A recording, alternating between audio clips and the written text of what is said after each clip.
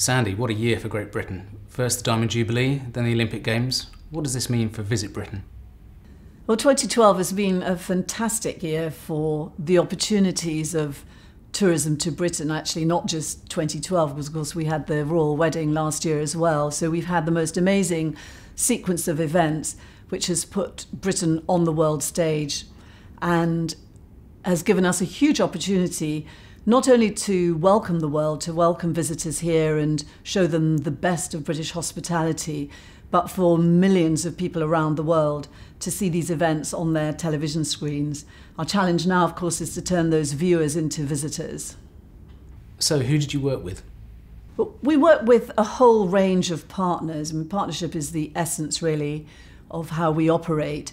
And we've been working with other government agencies, the Foreign Office, UK Trade and Investment, and the British Council, all been working together on promoting Britain for study, inward investment and tourism. We also work, of course, with a range of commercial partners, airlines, other carriers, hotels, tour operators and so on. And they are extremely valuable partners. They match fund the marketing, so they make our money go twice as far. And because they're actually selling flights and selling hotel rooms and so on, they help us to close the sale.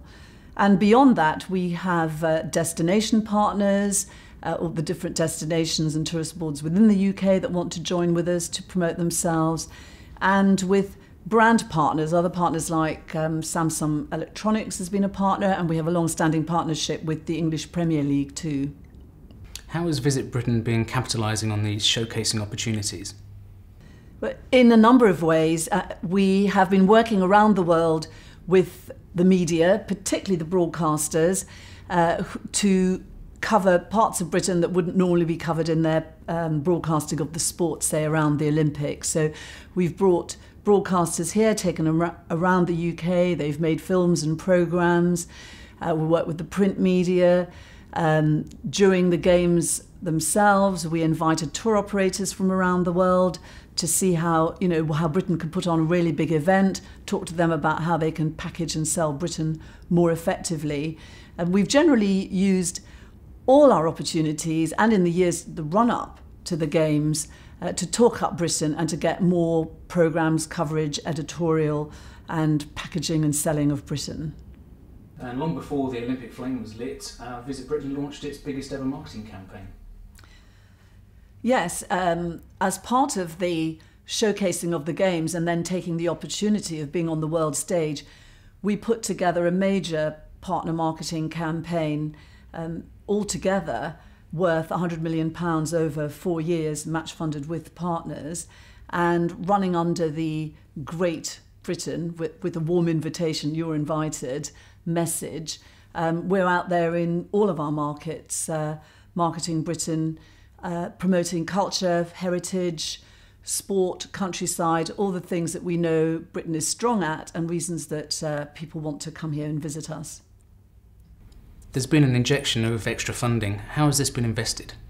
Well, the good news is that in addition to the partner marketing programme, we got an additional investment of funds from the government to work on image awareness campaigns with partners like FCO and UKTI in a handful of really important markets. So we went into 14 cities in 9 markets with a really impactful image campaign promoting Britain for culture, heritage, countryside, sport, but also for education and business. So that's been, of course, a fantastic windfall of extra money, and will actually propel our image and awareness, particularly in the so-called BRICS, but here we're talking about Brazil, India and China, and in some of our key mature markets that actually send us the most visitors in France, Germany and the USA.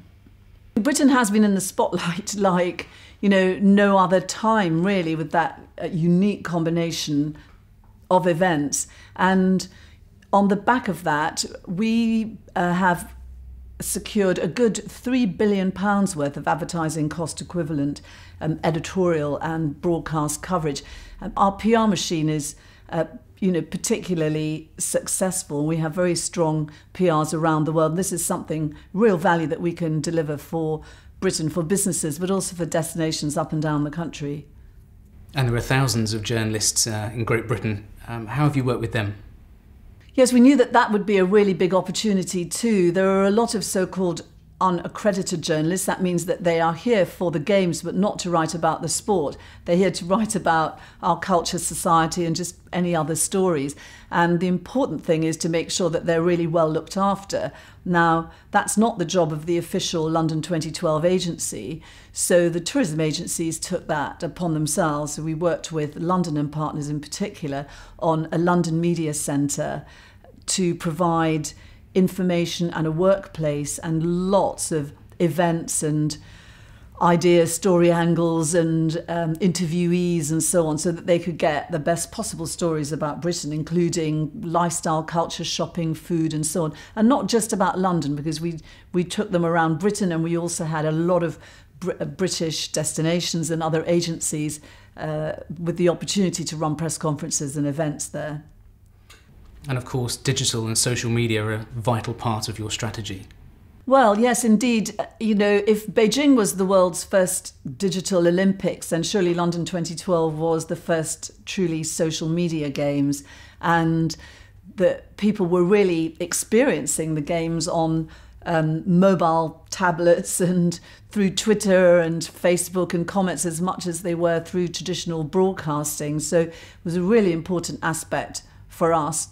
We have a considerable digital reach at Visit Britain. We've actually just passed an important milestone of 1 million Facebook fans. And actually what we did through the games definitely improved our engagement and added a lot to our fans and followers. And so we made sure that, you know, we had loads of content there about sport and the different venues and things that were going on. We followed the torch. We tweeted and blogged on the Olympic torch relay route. And we tweeted and put up messages on Facebook throughout the ceremonies, the opening ceremony. I think we had 100,000 people commenting and liking on our content in real time. So it's very exciting to be able to talk to customers and engage with potential travellers in real time using those digital channels. The relationship with Samsung has been extremely important. We were really delighted to sign a global partnership with Samsung. They are an IOC top sponsor. That means that they're an Olympic sponsor with international rights. And given their fantastic reach and distribution, they were a partner that helped us to get Britain information and images to many, many millions of people. And for example, we worked on a Best of Britain app with them, which was preloaded onto 35 million of their Samsung Galaxy tablets and in the lead up to the games. And what it meant was also during the games, because Samsung were a presenting partner of the torch relay, that we had access to the torch cavalcade and we were able to tweet and blog on the torch route and so on. Samsung also brought us another amazing opportunity. We had really wanted to have a celebrity such as David Beckham, world-renowned, doing Best of Britain or something like that. And given that he was a Samsung ambassador, we were able through them to ask David Beckham to come up with his top 10 tips for visitors to Britain, which we were then able to promote digitally and through that partnership. So it was, yeah, it's been a really, and we do hope that the partnership with Samsung will endure well beyond the games. What impact has all this had on tourism and spending? Well, we're nearly at the end of 2012 and we can see how the year has been panning out, and it's been very, very much as we foretold. We knew that the Olympics themselves would cause an element of displacement. So that is, if you don't have a ticket or you're not interested in the games, you tend to, your regular visitors tend to stay away. So we had a strong start to the year. The games time, our numbers of visitors were slightly down, but actually spend was up. So whilst August saw 5% reduction in numbers of visitors, the amount that they spent was plus 9%. And it looks as though we will finish the year strongly. There's been a good post-Olympics bounce, and that we will probably finish the year with probably just about flat on visitor numbers, but with a small increase in visitor spend, which is actually slightly better than we forecast. And of course, the job really, having had that amazing image boost, is really to close the sale. It's really now about selling Britain and getting more people to come here. Clearly Britain has had a major image boost, but that's not the end of the story. No, it's not. It's really, in the sense, the start of the story. We've had the most amazing opportunity in the sense of free publicity. When you think about the Diamond Jubilee, the royal wedding, the backdrops to that, when you think about how the sport was broadcast around the world, it was played out against the most amazing, iconic backdrop. So we had equestrian in Greenwich, we had sailing in Weymouth and the Jurassic Coast, swimming in the Serpentine, the beach volleyball on Horse Guards Parade, and so on. So we've, the world has seen these amazing images, but that is by no means the end of the story. And now it is about selling Britain hard, turning those viewers into visitors, and working with partners really to close the sale. The day after the Paralympic closing ceremony, we were back in the market with a very strong campaign, again under the great banner, referencing the Olympics only in as much as we showed an image of the Olympic Stadium with the fireworks breaking over it. Memories are great, and then it went into culture, heritage, all the other things we want to tell the world about Britain. And we've got campaigns running, therefore, right through this autumn. We were also fortunate that we've got a couple of very interesting anniversaries which we can make the most of, and one of them is 50 years of James Bond and the new Skyfall Bond movie. And we've got a partnership there with Sony Pictures, and therefore a relationship with the Bond franchise. And we've got a really fun and exciting Bond campaign running at the moment where we can use the premieres to invite press and trade. We've got a television ad which features all the bonds through the 50 years, and linking that to kind of exciting attributes of Britain. We've got a Facebook game and so on. So we're doing a lot around Skyfall to encourage people to visit Britain. And some of it is fun. It's around live the Bond lifestyle, live the Bond girl lifestyle, a bit of luxury, and some of the things that you can do here, where you can have your martinis or get your suit made, but also looking at where the Bond movies have been filmed. So Skyfall was shot extensively in London and in Scotland. And the partnership with British Airways has been extended.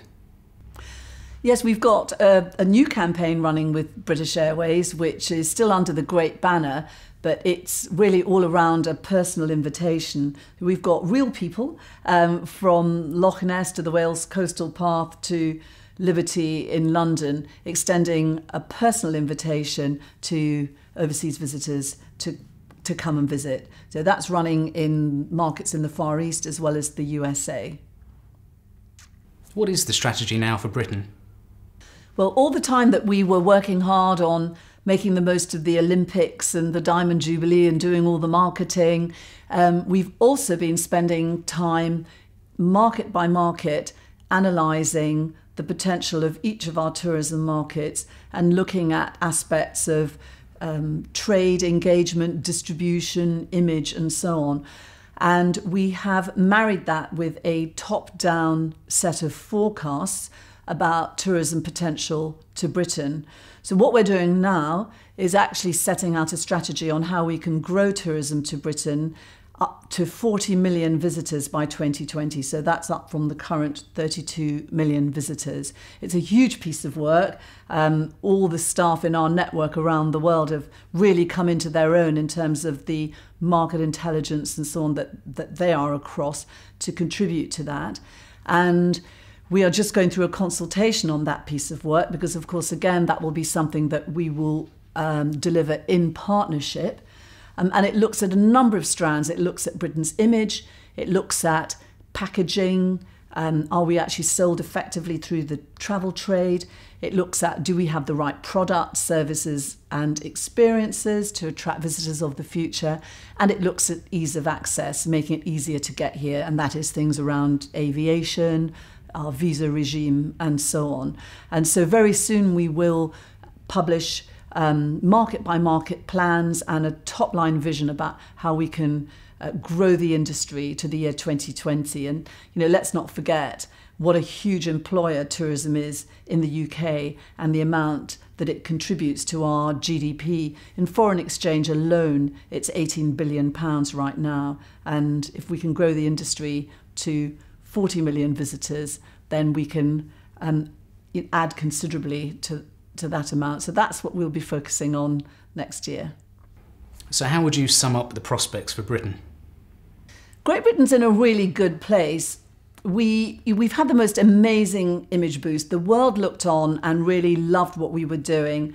They thought we ran an amazing Olympic Games and we gave people a really good time and we put on a good party. We let our hair down and the world saw that we're fun and friendly and it could be a good place to visit. So we've got a strong image, we've got a fantastic tourism product. We've got great destinations. We've got a wonderful country to sell. I think for Visit Britain, working with really committed partners like the airlines, the other carriers, hotel companies that we work with, and working with partners, the FCO, UKTI and British Council, that's been transformational for us. Collectively, all these British agencies that promote Britain overseas, we're all working together to sell Britain under the same great banner in a very unified way, that the tourism prospects for this country are very good. Visit Britain must be feeling very positive about the future. Well, it's been a year of real achievement, a challenge, and I hope satisfaction, not just for Visit Britain, but everybody that we work with. We work with some amazing partners, destinations up and down the country, some great carriers, British hospitality brands and others. We have a dynamic and inspiring chairman and a very engaged board, and I feel very well supported by partners and the people around me. So I'd like to thank everybody for their huge contribution to what has been a really amazing year.